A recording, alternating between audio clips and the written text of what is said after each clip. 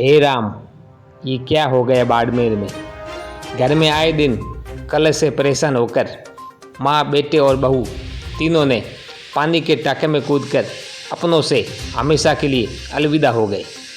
जी हाँ, आपने बिल्कुल सही सुना। हर किसी के कलेजे को झकझोर कर देने वाली सुसाइड की यह घटना आज दोपहर की बाड़मेर के राठौड़ान भीलों की ढाणी गांव की है। एक साथ 3 मौतों की जानकारी आग की तरह पूरे गांव में फैल गई। जानकारी मिलने पर मौके पर बड़ी संख्या में लोगों की भीड़ जमा हो गई।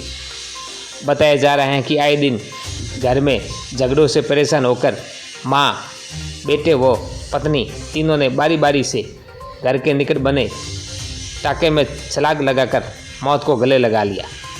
वहीं सुसाइड की जानकारी मिलते ही पुलिस के आला अधिकारी मौके पर पहुंचे। पुलिस के पहुंचने के बाद गांव के ग्रामीणों की मदद से तीनों के शवों को पानी के टाके से बाहर निकाला। उसके बाद तीनों के शवों को चौटन अस्पताल की मोर्चरी में रखवाया गया है। पुलिस से मिली जानकारी के अनुसार आज दोपहर के करीब 3 बजे के आसपास बाड़मेर के राठौड़ान गांव के भीलों की ढाणी गांव में एक ही परिवार के 3 लोगों ने खेत में बने पानी के टाके में कूदकर सुसाइड कर लिया। आपको बता दें कि मृतकों में अंशी देवी का पुत्र हितेश और हितेश की पत्नी लहरी देवी तीनों आज इस दुनिया में नहीं रहे।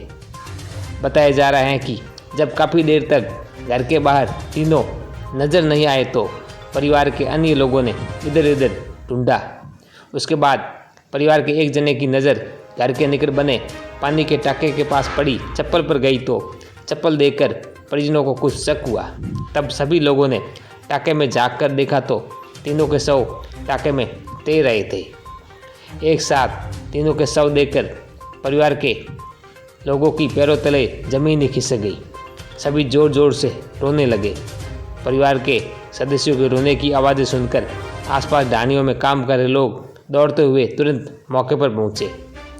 मृतक के पड़ोसी नक्ताराम ने बताया कि हितेश गांव में ही खेतीबाड़ी का कार्य करता था।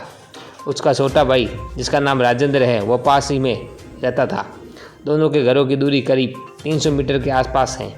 लेकिन जब घर के बाहर काफ़ी देर तक कोई नज़र नहीं आए तो परिवार के लोग इधर उधर ढूंढते हुए टाके के पास पहुंचे, जहां पर 3 शव पानी के टाके में तैर रहे थे। वहीं एक साथ 3 जनों की मौत से गांव में शोक की लहर छा गई। परिजनों का रो रो कर बुरा हाल है।